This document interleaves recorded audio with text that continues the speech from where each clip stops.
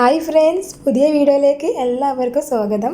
അപ്പോൾ ഇന്ന് ഞാൻ വന്നിട്ടുള്ളത് നമുക്ക് ചോറിൻ്റെയോ ചപ്പാത്തിയുടെയൊക്കെ കൂടെ കഴിക്കാൻ പറ്റിയിട്ടുള്ള നല്ലൊരു അടിപൊളി ചിക്കൻ്റെ റെസിപ്പി ആയിട്ടാണ്.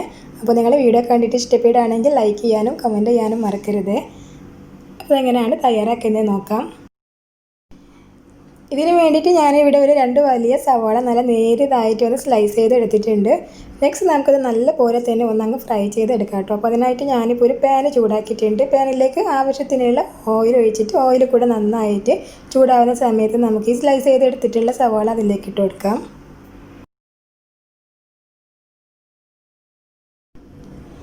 അപ്പോൾ ഒരു 2 സവാള നമ്മളിപ്പോൾ എടുത്തിട്ടുള്ളത് 1 കിലോ ചിക്കനിലേക്കാണ് കേട്ടോ. ബാക്കിയുള്ള ഇൻഗ്രീഡിയൻസ് ഒക്കെ ഞാനിപ്പോൾ 1 കിലോ ചിക്കനിലേക്ക് ആവശ്യമായിട്ടുള്ളതാണ് ഇവിടെ പറയുന്നത്. അപ്പോൾ സവാളയുടെ കളറൊക്കെ ഇപ്പോൾ ഒന്ന് ജസ്റ്റ് ചേഞ്ച് ആയിട്ട് വന്നിട്ടുണ്ട്. നമുക്കതുപോലെ തന്നെ വീണ്ടും നന്നായിട്ട് തന്നെ ഒന്ന് ഇളക്കി കൊടുക്കാം കേട്ടോ. എല്ലാ സൈഡ്സും ഒരേപോലെ തന്നെ ഒന്ന് ബ്രൗൺ കളറായിട്ട് കിട്ടണം, നല്ല ക്രിസ്പി ആയിട്ട് കിട്ടണം.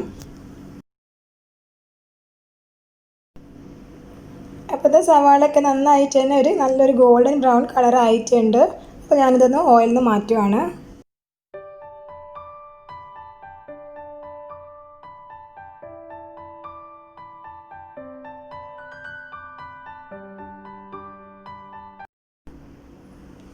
അപ്പോൾ ഞാനിവിടെ 1 കിലോ ചിക്കനിലേക്ക് ആവശ്യമായിട്ടുള്ള സവാളയൊക്കെ നന്നായിട്ട് ഫ്രൈ ചെയ്തെടുത്ത് വെച്ചിട്ടുണ്ട് കേട്ടോ.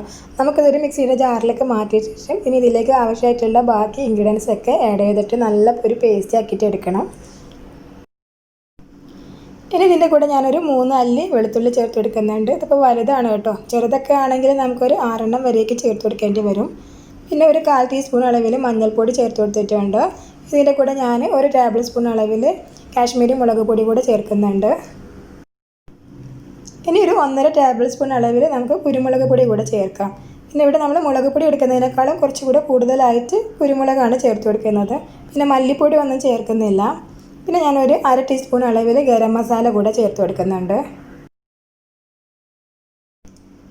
നെക്സ്റ്റ് നമുക്ക് ഇതിലോട്ട് നാരങ്ങൻ്റെ നീരാണ് ചേർത്ത് കൊടുക്കേണ്ടത്.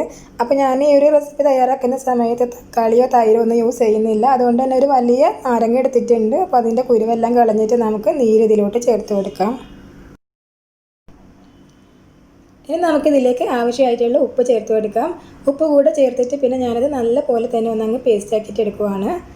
അപ്പോൾ ഞാൻ അടിച്ചെടുക്കുന്ന സമയത്ത് വേറെ വെള്ളം ഒന്നും ചേർത്ത് കൊടുത്തിട്ടില്ല. നമുക്കിതുപോലെ നല്ല തിക്കായിട്ടുള്ള ഒരു പേസ്റ്റ് ആക്കിയിട്ട് വേണം എടുക്കാൻ. അപ്പോൾ നമുക്കിത് മാരിനേറ്റ് ചെയ്യാം. അപ്പോൾ അതിനായിട്ട് ഞാനിതാ 1 കിലോ ചിക്കനാണ് എടുത്തിട്ടുള്ളത്. ചിക്കൻ നന്നായിട്ട് തന്നെ കഴുകി ക്ലീൻ ആക്കി എടുത്തിട്ടുണ്ട്. ചെറുതായിട്ടാണ് കേട്ടോ കട്ട് ചെയ്തെടുത്തിട്ടുള്ളത്. ഈ ഒരു റെസിപ്പിക്ക് നമുക്ക് വലിയ പീസാക്കി എടുക്കുന്നതിനേക്കാളും നല്ലത് ഇങ്ങനെ ചെറുതാക്കിയിട്ട് കട്ട് ചെയ്തെടുക്കുന്നതാണ്.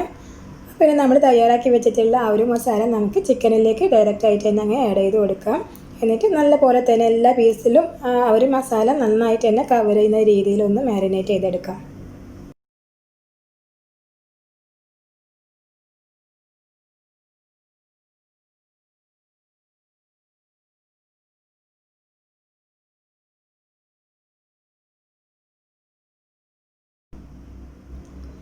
അപ്പോൾ ചിക്കൻ ഇതുപോലെ നന്നായിട്ട് തന്നെ മാരിനേറ്റ് ചെയ്തെടുത്ത് കഴിഞ്ഞാൽ നമുക്കിത് റെസ്റ്റ് ചെയ്യാനായിട്ട് വെക്കണം കേട്ടോ. അപ്പോൾ മിനിമം നമ്മൾ 1 മണിക്കൂറെങ്കിലും വെക്കണം. തലേന്നൊക്കെ തയ്യാറാക്കിയിട്ട് വെക്കുകയാണെങ്കിൽ അത്രയും നല്ലതാണ്. അപ്പോൾ ഇതിപ്പോൾ ഞാൻ മാരിനേറ്റ് ചെയ്തിട്ട് 1 മണിക്കൂർ സമയം ഒന്ന് കവർ ചെയ്ത് വെക്കുകയാണ്. അതിനുശേഷം നമുക്കിത് തയ്യാറാക്കി തുടങ്ങാം. അപ്പോൾ 1 മണിക്കൂർ കഴിഞ്ഞിട്ടുണ്ട്. ഇനി നമുക്കിത് വേവിച്ച് തുടങ്ങാം കേട്ടോ. അപ്പോൾ പാന് ചൂടാക്കിയിട്ട് പാനിലേക്ക് ഒരു 2 ടേബിൾ സ്പൂൺ വെളിച്ചെണ്ണ കൂടെ ഒഴിച്ചിട്ടുണ്ടായിരുന്നു. വെളിച്ചെണ്ണ ഒന്ന് നന്നായിട്ട് ചൂടാകുന്ന സമയത്ത് നമുക്ക് മാരിനേറ്റ് ചെയ്ത് വെച്ചിട്ടുള്ള ചിക്കൻ അതിലോട്ട് ചേർക്കാം.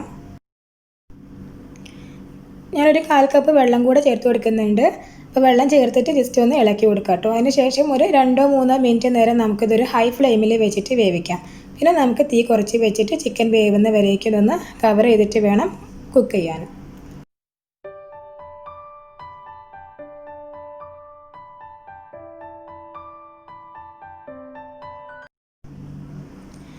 അപ്പോൾ ഒരു 10 മിനിറ്റ് കൂടെ ഞാൻ കുക്ക് ചെയ്തപ്പോൾ നമ്മുടെ ചിക്കനൊക്കെ നന്നായിട്ട് തന്നെ വെന്ത് വന്നിട്ടുണ്ട്. അപ്പോൾ നിങ്ങൾക്ക് ഗ്രേവിയൊക്കെ വേണമെന്നുണ്ടെങ്കിൽ നമുക്ക് ഈ ഒരു സമയത്ത് തന്നെ ഫ്ലെയിം ഓഫ് ആക്കിയിട്ട് സെർവ് ചെയ്യാവുന്നതാണ്. ഞാനൊരു 2 മിനിറ്റ് നേരം കൂടെ ഒന്ന് ഹൈ ഫ്ലെയിമിൽ വെച്ചിട്ട് ഈ ഒരു ഗ്രേവി കൂടെ ഒന്ന് ഡ്രൈ ആക്കിയിട്ട് എടുക്കുവാണ്.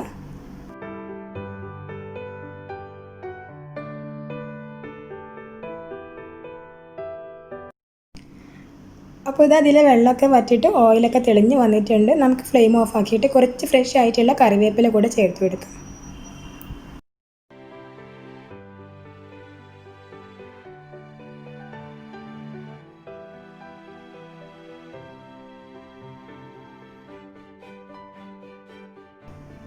അപ്പോൾ കറിവേപ്പില കൂടെ ചേർത്തിട്ട് നന്നായിട്ടൊന്ന് അങ്ങ് ഇളക്കി യോജിപ്പിക്കാം കേട്ടോ. പിന്നെ ഞാൻ കറിവേപ്പില ചേർത്ത് കൊടുത്തിട്ടുള്ളത് ഫ്ലെയിം ഓഫാക്കിയ ശേഷമാണ്.